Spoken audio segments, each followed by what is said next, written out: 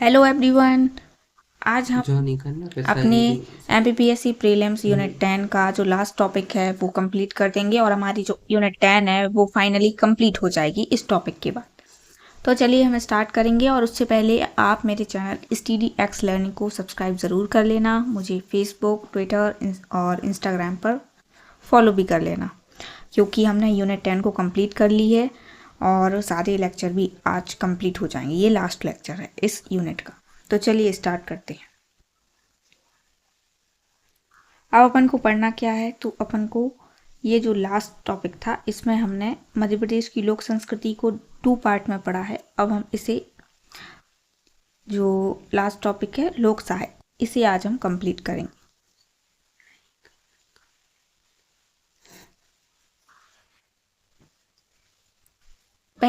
सबसे पहले हम मध्य प्रदेश के प्रमुख लोकगीत और लोक गायन देखते हैं। तो निमाड़ क्षेत्र में कौन कौन से लोकगीत हैं। सबसे पहले कलगीधुरा, फाग, गरबा, गरबी, मसान्या या काया खोज, नागपंथी, संत सिंगाजी, निर्गुणिया, लावनी, संजा गीत और रेलो गीत, ये निमाड़ क्षेत्र के लोकगीत हैं।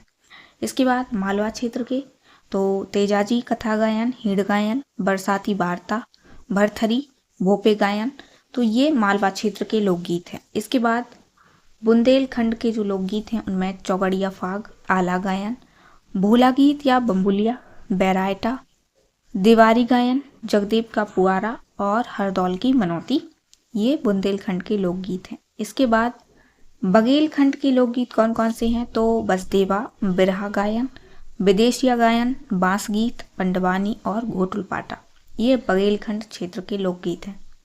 और बैगा बाहुल्य क्षेत्र का एक गीत है, वो है दादरिया गीत, ये बैगा बाहुल्य क्षेत्र का लोकगीत है। इसके बाद मालवा, निमाड़ और बुंदेलखंड तीनों में प्रचलित है एक लोकगीत, वो है ढोला मारू गीत। तो ये सारे लोकगीत आपको अच्छे से याद होने चाहिए। कौन सा लोकगीत किस क्षेत्र का है ये आपको पता होना चाहिए। अब बात करते हैं प्रमुख लोक नाट्य की। सबसे पहले बुंदेलखंड, तो बुंदेलखंड में अखाड़ा, बुंदेली स्वांग, स्वांग, रासलीला, रहस, बढ़ैती, नौटंकी और राई स्वांग, ये बुंदेलखंड के लोकनाट्य हैं। बघेलखंड के छाहुर, मनसुखा, हिंगोला, जिंदवा, लकड़पग्गा और रास। निमाड़ क्षेत्र के काठी, पाती स्वांग, रासमंडल, ठोटिया, कमरास और खम्बस्वांग।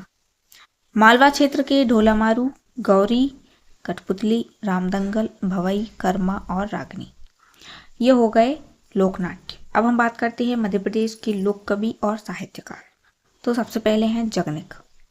तो वीर गाथा काल के कवियों में इनका महत्वपूर्ण स्थान रहा है और राजा परमाल चंदेल के ये दरबारी कवि रहे हैं। परमाल रासों और आलाखंड में जगनिक की वीरता का वर्णन किया गया है।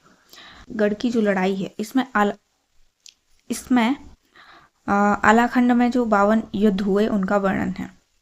साथ ही इसकी जो भाषा है वो है बनाफरी, जो बुंदेली की उपबोली है, और प्रसिद्ध गायिका है संजू बघेल। तो ये आपको याद रखना है।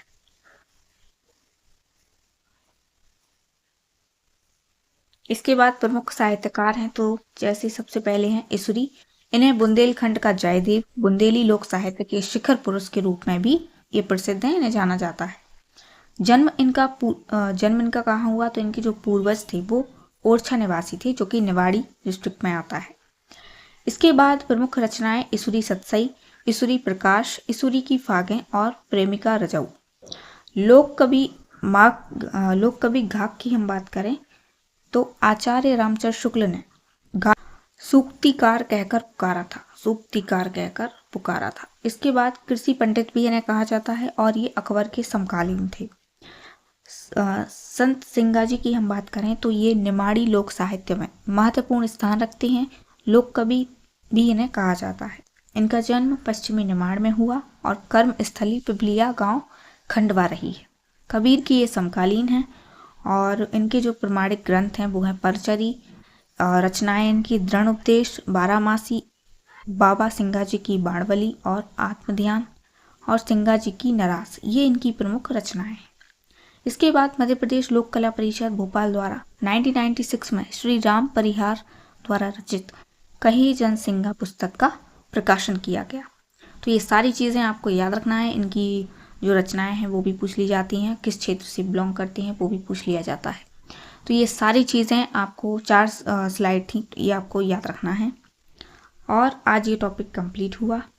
पूरी यूनिट 10 जो है वो कंप्लीट हो चुकी है। अब आप मेरे चैनल को सब्सक्राइब कर लेना और आप कभी भी वीडियो देख सकते हैं। साथ ही आप शेयर करें और मेरे चैनल को सब्सक्राइब भी कर लें। Thank you.